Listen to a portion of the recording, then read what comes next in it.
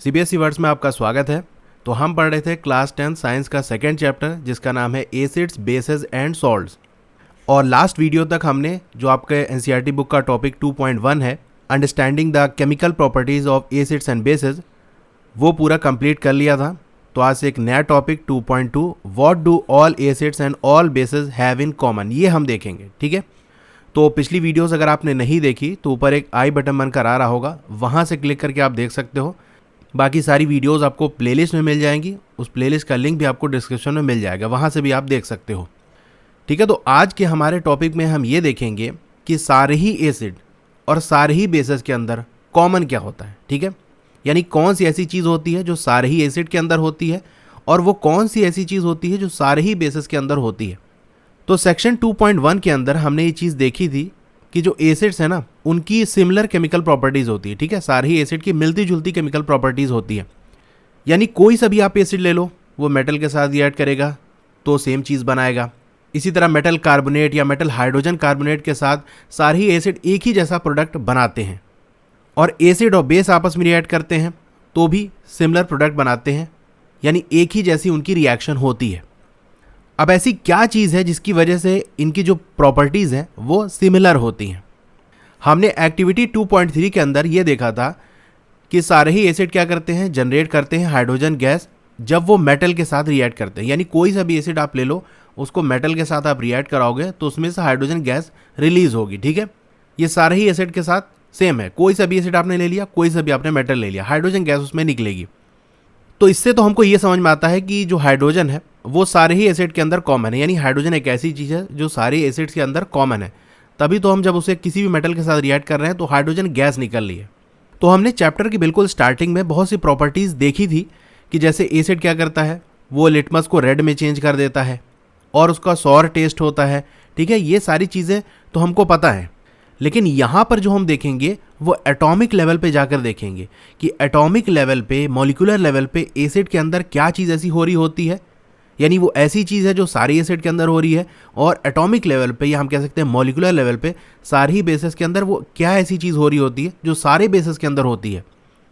तो चलिए एक एक्टिविटी हम परफॉर्म करते हैं और इसी का पता लगाते हैं कि सारे कंपाउंड जिनके अंदर हाइड्रोजन होता है क्या वो एसिडिक होते हैं। यानी हमने एसिड और मेटल को रिएक्ट कराया और हाइड्रोजन गैस रिलीज हुई तो हमको ये समझ में आया कि लगता है हाइड्रोजन की वजह से कोई चीज़ एसिड होती है। तो हम ये पता कर लेते हैं कि जितने भी कंपाउंड जिनके अंदर हाइड्रोजन प्रेजेंट है क्या वो एसिड है। तो एक्टिविटी 2.8 हम देखते हैं, ये बहुत इंपॉर्टेंट है। अभी आपका जो सैम्पल पेपर की मैंने वीडियो बनाई थी उसमें भी आपने देखा होगा कि सीबीएसई ने अपने सैम्पल पेपर में ये क्वेश्चन यहाँ से इस एक्टिविटी से दिया था। ठीक है, तो एक्टिविटीज़ मोस्ट इंपॉर्टेंट है, आपको कोई भी एक्टिविटीज़ नहीं छोड़नी है।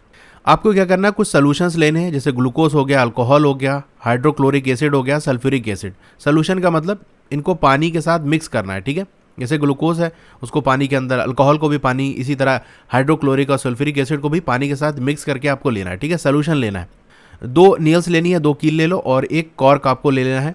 अब कॉर्क को आपको रख देना है 100 ml बीकर में, जैसा कि आप लेफ्ट साइड में देख सकते हो। बीकर है, उसके नीचे में यहाँ पर आपने रबर कॉर्क रख दिया है, उसके ऊपर ऐसे नेल्स फिट कर दिए। ठीक है, अब क्या करना है, नेल्स को कनेक्ट करना है 2 टर्मिनल्स। यानी बेसिकली क्या है, देखो यहाँ बैटरी लगा दी हमने, बल्ब लगा दिया, स्विच लगा दिया और वायर से ये पूरा कनेक्शन जोड़ दिया। ठीक है, एक टर्मिनल इसका इस नेल से कनेक्टेड होगा, ये वाली से, और दूसरा वाला इससे। ठीक है, इस तरह से कनेक्शन है। अब क्या करना है, कुछ डाइल्यूट HCl बीकर के अंदर आपको डालना है और करंट को आपको ऑन कर देना है। ठीक है, तो ये आपका एक एक्सपेरिमेंट हो जाएगा। इसी तरह आप डाइल्यूट सल्फ्यूरिक एसिड के साथ कर सकते हो। क्या चीज़ आपको ऑब्जर्व होगी, तो दोनों ही केस में चाहे हम HCl ले लें या H2SO4 ले लें, ठीक है, दोनों ही केस में जब हम इसके अंदर फिल करेंगे दोनों में से किसी को भी, तो हमारा बल्ब क्या हो जाएगा, ग्लो कर जाएगा, यानी बल्ब जल जाएगा। इस एक्सपेरिमेंट को फिर से रिपीट करना है, एक बार ग्लूकोज के साथ, दोबारा अल्कोहल सोल्यूशन के साथ। अब क्या आपको ऑब्जर्व होगा, क्या बल्ब ग्लो हो रहा है सारे ही केसेस में।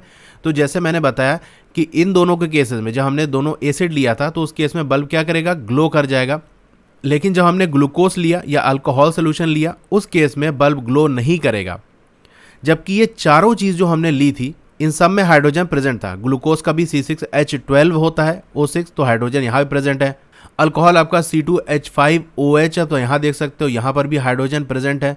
बाकी हाइड्रोक्लोरिक एसिड और सल्फ्यूरिक एसिड में प्रेजेंट है। तो चारों ही चीज़ जो हमने ली थी उन सब में हाइड्रोजन प्रेजेंट है, लेकिन बल्ब सिर्फ दो ही केस में ग्लो हुआ जहां हमने एसिड लिया था। ठीक है, अब इसको हम डिटेल में और समझते हैं। तो देखो यही कहा जा रहा है कि बल्ब क्या करेगा, ग्लो कर जाएगा जब हमने एसिड लिया होगा।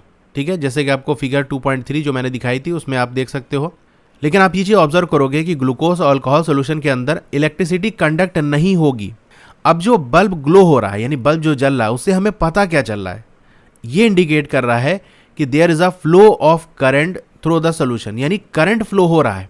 क्योंकि जैसे मैं आपको फिर से सेटअप दिखाऊं तो यहाँ देखो बैटरी ऐसे आकर यहाँ कनेक्टेड है ये नेल के साथ, लेकिन इस वाली नेल और इस वाली नेल के बीच में आपस में कोई कनेक्शन नहीं है। नीचे से कनेक्ट है, वो तो कॉर्क है, वो तो इंसुलेटर है, वो तो इलेक्ट्रिसिटी कंडक्ट करेगा नहीं। इलेक्ट्रिसिटी को पास होने का सिर्फ एक ही रास्ता है कि वो इस सोल्यूशन से पार होकर जाए। ठीक है, यहाँ से करंट पास होकर इस वाले नेल में पहुँचेगा, या जो भी आपने टर्मिनल लिया हो, मान लो हमने ये पॉजिटिव लिया ये निगेटिव लिया, तो करंट ऐसे फ्लो करते हुए आएगा यहाँ पर, और यहाँ से एक ही रास्ता है कि ये इसमें आकर इस सोल्यूशन से होते हुए इसमें जाए। ठीक है, तो ये जो सोल्यूशन हमने लिया है वो इलेक्ट्रिसिटी को कंडक्ट कराएगा, तभी ये सर्किट पूरा हो पाएगा और बल्ब हमारा ग्लो होगा।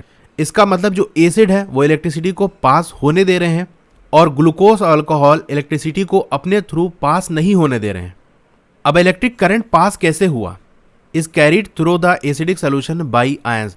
तो जो एसिडिक सोल्यूशन था उसमें ऐसी क्या चीज़ थी जिसकी वजह से इलेक्ट्रिसिटी कंडक्ट हो गई, करंट पास हो गया, तो उसके अंदर आयंस होते हैं। ठीक है, अब थोड़ा आयंस को हम समझ लेते हैं, फिर इलेक्ट्रिसिटी कैसे कंडक्ट हो रही है उसको भी और डिटेल में हम देख लेंगे। अब एसिड्स के अंदर क्या होता है, दो चीज़ होती है, एक तो आपका कटायन हो गया यानी पॉजिटिव चार्ज वाले जो कि H+ आयन होगा, सारे ही एसिड के अंदर ये कॉमन होगा, और एनायन हो गया यानी निगेटिव चार्ज वाले। अब ये अलग अलग हो सकते हैं, जैसे HCl हमने एसिड लिया है तो उसके अंदर Cl नेगेटिव ये होगा। ठीक है, कहने का मतलब ये है कि आपका जो HCl है ये क्या करता है, ये ब्रेक डाउन हो जाता है H+ और Cl नेगेटिव। ठीक है, तो H+ वाला तो कॉमन होगा, कोई सा भी आपने एसिड ले लिया है, लेकिन जो आपका एनायन है निगेटिव चार्ज वाला वो डिपेंड करेगा कौन सा एसिड आपने लिया। जैसे हमने लिया H2SO4, ठीक है, तो ये कैसे टूटेगा, H+ आयन, ये तो अपना अलग हो गया, ये हमारा कैटायन हो गया। एनायन की बात करें तो इस केस में SO4 2 निगेटिव होगा। ठीक है, इसको बैलेंस करने के लिए आप यहाँ 2 लगा सकते हो। तो जैसा एसिड होगा एनायन उसके हिसाब से निकलेंगे, लेकिन सारे ही एसिड में आप देख सकते हो H+ आयन ये कॉमन चीज़ है, ये रिलीज होती है। ठीक है, तो ये पॉइंट मोस्ट इंपॉर्टेंट है कि एसिड के अंदर क्या रिलीज होता है, H+ आयन रिलीज होता है, क्योंकि उनके अंदर H+ आयन प्रेजेंट होता है।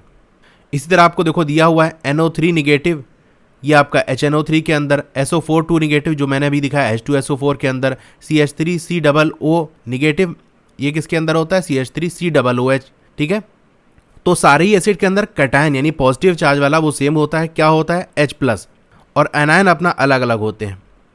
अब जो कैटायन प्रेजेंट होते हैं एसिड्स के अंदर वो क्या होते हैं, H+ होते हैं। इससे हमें ये सजेशन मिलता है, ये बात समझ में आती है कि एसिड क्या करते हैं, प्रोड्यूस करते हैं हाइड्रोजन आयन यानी H+ आयंस। ठीक है, एक्वस स्टेट में होगा क्योंकि ये पानी के अंदर मिक्स होते हैं, तभी H+ आयन रिलीज होते हैं। ठीक है, इसको हम आगे के टॉपिक में देखेंगे।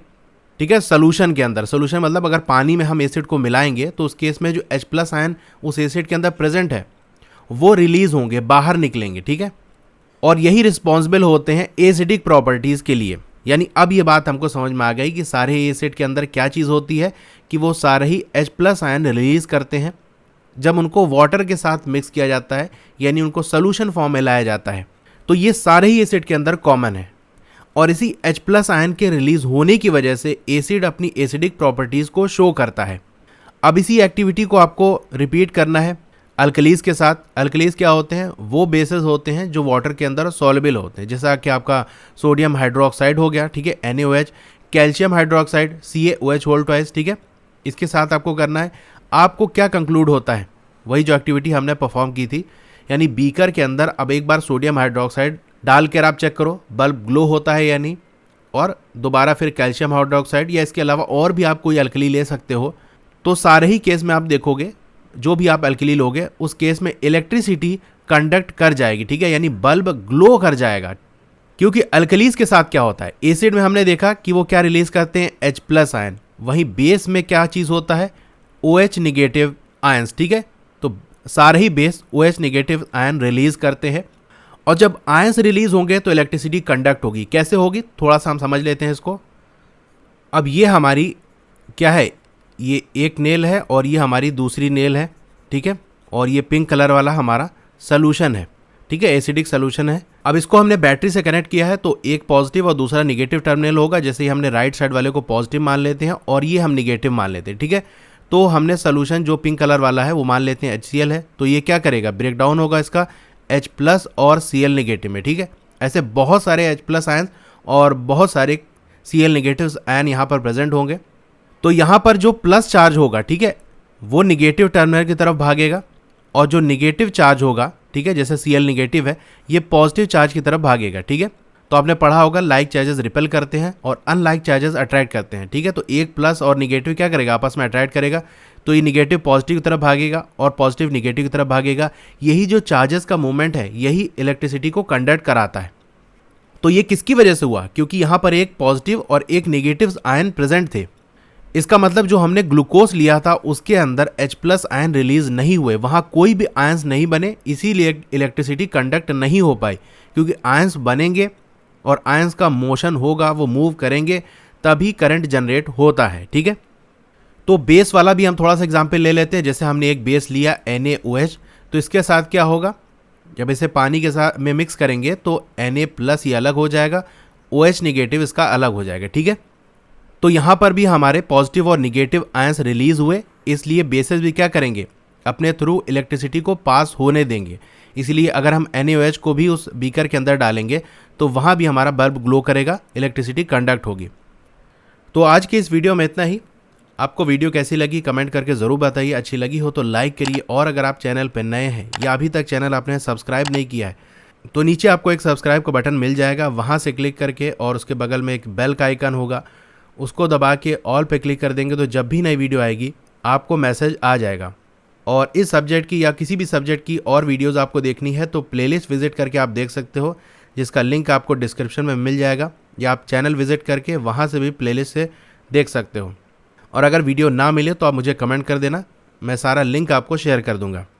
ओके, तो फिर मिलते हैं अगली वीडियो में। Thank you.